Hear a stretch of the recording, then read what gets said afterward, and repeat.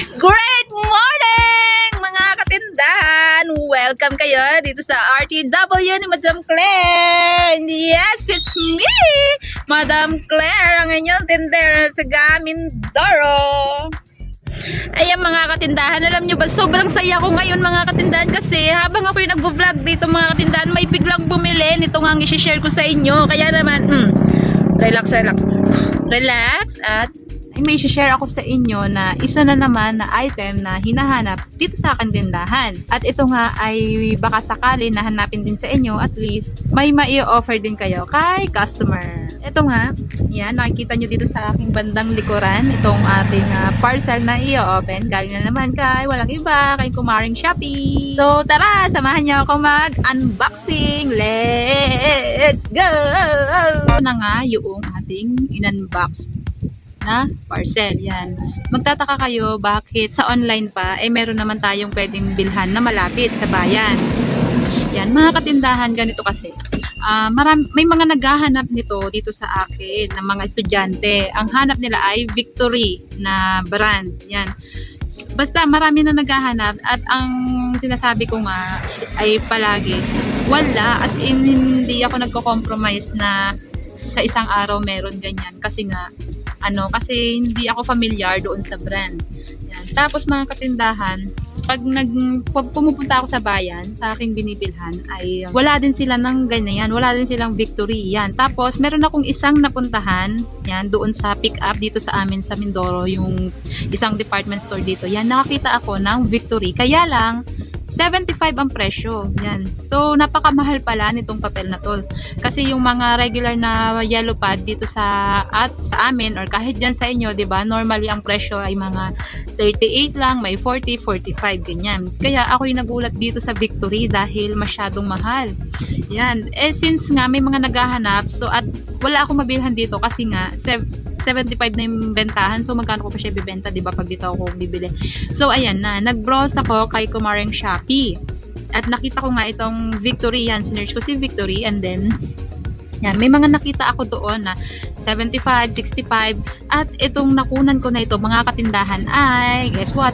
55 pesos lang. O, diba? 55 pesos lang yung puhunan mga katindahan. Ayan. Kaya naman, ang madam ninyo ay dali-daling umorder. Yan. Kumuha muna ako ng 6 na piraso para kapag ka may maghanap, meron tayong may offer, diba? Yan. Kasi yung shipping fee pa niya, consider din natin yung shipping fee. At ito nga ang nakakatuwa mga katindahan. Kanina lang ay may pumunta dito at naghahanap nga nitong Victory, yan, na yellow pad. At yun, I'm so happy dahil meron na ako. At yun, sinabi ko na lang sa kanya na mamaya niya na lang balikan mamayang hapon kasi nga naka box pa siya. So hindi ko pa siya na i-display kasi nga gusto ko siya munang i-share sa inyo bago ko siya i-display dito sa labas, bago ko siya ibenta. Kaya yan mga katindahan, nakakatuwa, 'di ba? Kasi hindi pa natin siya nailalabas, may benta na, 'di ba? 85 pesos mga katindahan ang selling price ko dito kasi nga sa bayan is 75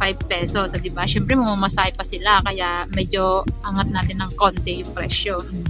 Tapos, eto mga katindahan, meron din intermediate pad. Napakaganda naman pala talaga mga katindahan ng Victory. Ayan o, kulay blue itong pinakansulatan niya. Tapos, ang kapal, yan. Yan, nung ako kasi mga katindahan ay nag-aaral, yung kasagsagan ng high school and college life ng lola nyo ay wala, kung ano lang na brand ng papel, diba? Minsan madalas hingi-hingi lang, ganyan. O ngayon, social ng mga Gen Z, may pa brand na silang nalalaman ng taray, diba? Gusto yung mamahalin. Kaya yan, nag-provide na tayo mga katindahan. Tapos syempre mga katindahan, para naman sulit yung shipping fee natin ay nag-browse pa ako dito kay seller yan. So mamaya mga katindahan ay ipapakita ko sa inyo kung saan ko siya nabili, kung anong shop ko siya nabili. So eto nga, kumuha na rin ako ng etong bond paper na 500 sheets siya na short bond paper yan. Alam niyo ba mga katindahan, napakamura. Kasi 161 lang siya mga katindahan. Tapos 500 sheets na siya, 'di ba? So kung piso natin siya ibebenta, piso isa, medyo malaki-laki yung tubo kumpara natin to sa ibang bond paper, 'di ba? Marami naman ako dito mga katindahan na na intermediate pad, mayroon din tayong yellow pad paper, merong mica, merong Trigem, yan. Iba-ibang brand siya ng papel. Kaya lang, dahil nga may naghahanap ng ganitong brand, Victory yan, kaya nag-provide na tayo. Kahit medyo mahal siya, okay lang, konti lang naman eh. Pag may bumili, di may kita tayo, di ba? Dalawang pad ng Victory. Okay. 85, 8, 16, 170. Bakit ba yan ang ano nyo? Ha? Ganda po kasi sila.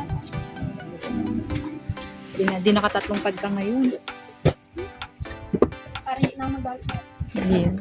Tapos isang ikot. Isang ipit. Ano yan? 15. Saan yan?